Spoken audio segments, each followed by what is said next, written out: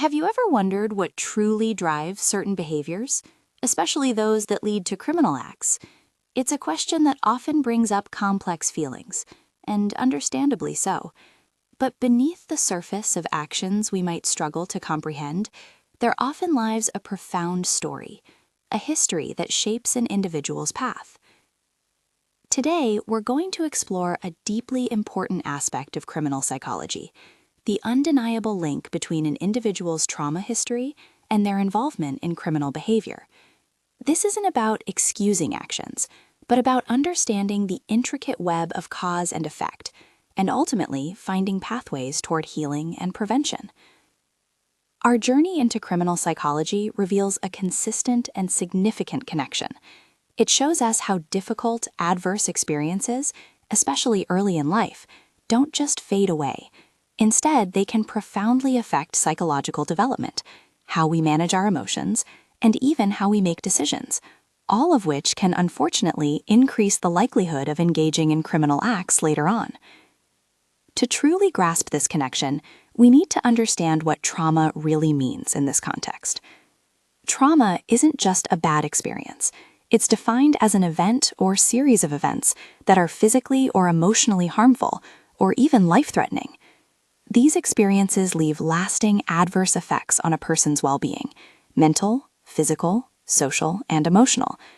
Think of it not just as the event itself, but the deep, personal impact it leaves behind. Within this, we often hear about adverse childhood experiences, or ACEs. These are specific traumatic events that occur during childhood, like physical, emotional, or sexual abuse, neglect, witnessing domestic violence, or growing up in a home with substance abuse or criminal activity. The groundbreaking ACE study clearly showed a strong correlation between these early experiences and a host of later problems, including health issues, substance misuse, and yes, an increased likelihood of criminal behavior in adulthood. Now, imagine not just one traumatic event, but sustained exposure to multiple, often interpersonal traumas. This is what we call complex trauma. It's the kind that can lead to widespread difficulties: struggling with emotional regulation, developing a stable sense of self, and forming healthy relationships. Individuals impacted by complex trauma might develop coping mechanisms that, while they helped them survive at the time, become dysfunctional in adulthood, sometimes even leading to a desensitization to violence, which can tragically contribute to criminal conduct. But how does trauma actually do this? Well, it fundamentally alters our brain's development and function. Trauma essentially reorganizes how our mind and brain process perceptions. This can impair our ability to think clearly, make good decisions, and regulate our emotions. It can also foster a state of hypervigilance, where you're constantly on edge, always scanning for danger, even when none is present. Think of it like this: if you build a house on shaky ground, the foundation will be compromised. Similarly, early trauma can alter the very wiring of our brain. Researchers have observed changes in specific brain regions and pathways, like the uncinate fasciculus. You can think of it as a superhighway connecting our emotion and decision-making centers. These alterations have been associated with behaviors like violence and criminality, and they can absolutely be influenced by developmental trauma. These brain changes, combined with the emotional weight of trauma, lead to several key psychological mechanisms that link trauma to criminal behavior. First, there's emotional dysregulation. Trauma survivors often struggle with intense emotions, feeling overwhelmed by anger, sadness, or fear. This can lead to impulsive, aggressive, or violent outbursts because they haven't learned healthy ways to manage these powerful feelings. Then, we see the development of dysfunctional coping strategies. To manage overwhelming stress, someone might turn to maladaptive behaviors like emotional detachment, numbing themselves with substance abuse, or engaging in risky activities that provide a temporary escape. Attachment issues are also very common. Early trauma can disrupt our capacity for healthy attachments, making it hard to trust others or maintain stable relationships. This can foster deep feelings of isolation, and sometimes a desire to control situations or people, which can unfortunately manifest through illegal actions. A diminished sense of self-esteem and identity is another profound impact. If you've been traumatized, you might struggle with feelings of worthlessness. This vulnerability can push individuals toward negative behaviors, including criminal activity, as a desperate means of seeking validation or escaping inner pain. And crucially, desensitization to violence. Repeated exposure to violence, especially in childhood, can unfortunately normalize aggressive behavior. It can lower a person's natural resistance to acting violently, increasing the likelihood they might perpetrate such acts themselves. We also know that incarcerated populations show a significantly higher prevalence of post-traumatic stress disorder, or PTSD. The symptoms of PTSD, flashbacks, nightmares, extreme anxiety, avoidance, can substantially elevate the risk of reoffending as individuals struggle to cope with their inner turmoil. One of the most complex mechanisms is the cycle of violence and trauma reenactment.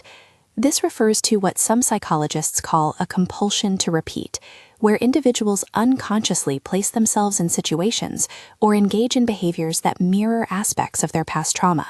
It's not a conscious choice, but a profound, often desperate attempt to gain mastery over the trauma, or simply a repetition of deeply ingrained dysfunctional patterns. This can manifest as self-harm, aggression towards others, or even involvement in criminal activity. Finally, it's vital to acknowledge intergenerational trauma.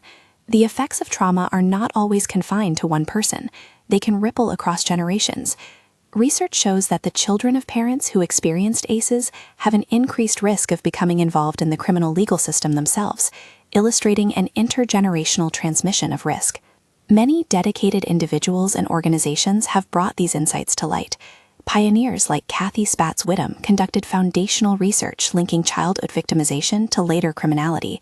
Bessel van der Kolk has deepened our understanding of complex trauma and its neurological impact. Organizations like the CDC, through the Seminal ACE study, and SAMHSA, by promoting trauma-informed practices, continue to champion this vital work. Now, this area of study is currently trending because of an increasing recognition of trauma's profound impact, but it's also a subject of intense debate, particularly when it intersects with our justice system. One central contention is the balance between accountability and mitigation. How much emphasis on a trauma history might be perceived as excusing criminal behavior, potentially undermining individual accountability? There's an ongoing debate about the extent to which trauma should serve as a mitigating factor in sentencing, and whether all individuals, not just specific groups like military veterans, are afforded leniency based on their trauma. Another challenge is establishing a clear causal link and determinism.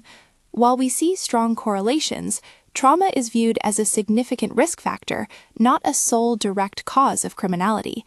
Proving a direct, legally defensible connection between trauma, psychiatric symptoms, and a specific criminal act is a very complex legal challenge. We also face the implementation of trauma-informed approaches. Integrating this type of care into our criminal justice system significant hurdles. These include substantial costs, the difficulty of presenting complex psychological evidence in adversarial legal processes, and, unfortunately, existing prejudices against individuals with trauma histories. The future outlook for criminal psychology regarding trauma history is really about a continued push for a more nuanced understanding and practical, compassionate solutions. There's a growing call for a fundamental shift, moving away from a purely punitive, blame-oriented approach towards one that prioritizes empathy and public health solutions in addressing criminal behavior rooted in trauma. This means a sustained need for more research into the most effective interventions. We need to find better strategies to mitigate trauma's impact on individuals caught in the criminal justice system, and crucially, to prevent reoffending. Ultimately, by truly understanding the profound, often hidden impact of trauma, we can work towards a justice system that doesn't just punish, but also heals. A system that recognizes that sometimes the path to preventing crime begins with understanding pain and offering a path to recovery. Thank you for joining me on this important discussion.